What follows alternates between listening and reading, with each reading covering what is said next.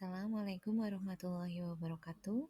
Saya Yuli Mulyana, calon guru penggerak angkatan 8 dari SMA Negeri 1 Banyumas.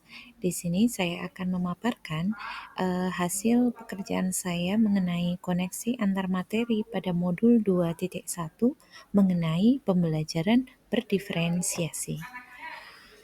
Pembelajaran berdiferensiasi merupakan serangkaian keputusan masuk akal atau common sense yang dibuat oleh guru yang berorientasi kepada kebutuhan murid.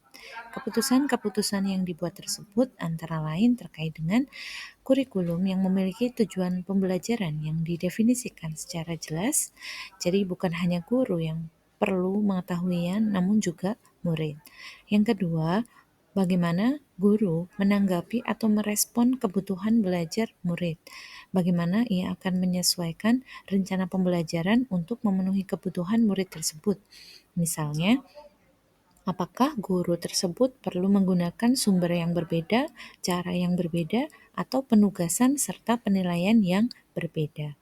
Yang ketiga, bagaimana mereka menciptakan lingkungan belajar yang mengundang murid untuk belajar dan bekerja keras untuk mencapai tujuan belajar yang ingin dicapai. Kemudian, bagaimana setiap murid di kelas tahu bahwa akan selalu ada dukungan untuk mereka di sepanjang proses belajar mereka. Yang keempat, manajemen kelas yang efektif.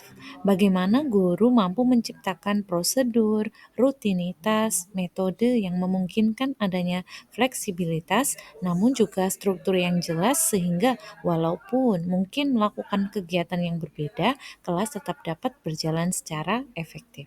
Yang terakhir, mengenai penilaian berkelanjutan.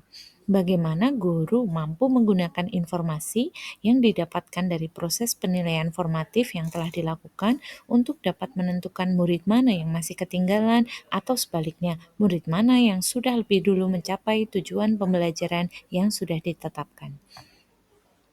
Pembelajaran berdiferensiasi dapat memenuhi kebutuhan belajar murid dan membantu mencapai hasil belajar yang optimal. Dapat dilihat dari 3 aspek, yaitu kesiapan belajar, minat murid, serta profil belajar murid. Sebagai guru, kita semua tentu tahu bahwa murid akan menunjukkan kinerja yang lebih baik jika tugas-tugas yang diberikan sesuai dengan keterampilan dan pemahaman yang mereka miliki sebelumnya, yaitu dari kesiapan belajar. Lalu jika tugas-tugas tersebut memicu keingintahuan atau hasrat dalam diri seorang murid, yaitu minat, dan jika tugas itu memberikan kesempatan bagi mereka untuk bekerja dengan cara yang mereka sukai sesuai dengan profil belajar. Bagaimana kaitan pembelajaran berdiferensiasi dengan modul sebelumnya yang sudah kita pelajari di modul 1? Di tujuan pendidikan menurut Ki Hajar Dewantoro, pendidikan dilaksanakan dengan tujuan untuk menuntun murid berkembang sesuai dengan potensinya masing-masing untuk mencapai kebahagiaan dan keselamatan dalam hidup mereka. Maka sangat perlu pembelajaran di kelas yang mampu mengakomodir kebutuhan murid yang beragam tersebut. Di modul mengenai nilai guru penggerak, salah satunya adalah nilai berpihak pada murid.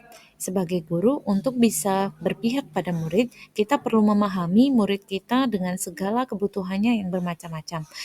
Fokus kita pada murid, bukan dengan yang penting kita mengajar. Di materi budaya positif, kita belajar bahwa disiplin positif sangat mungkin diterapkan dengan menanamkan kesadaran bagi murid agar mampu mengontrol dirinya sendiri untuk memenuhi nilai-nilai kebajikan universal.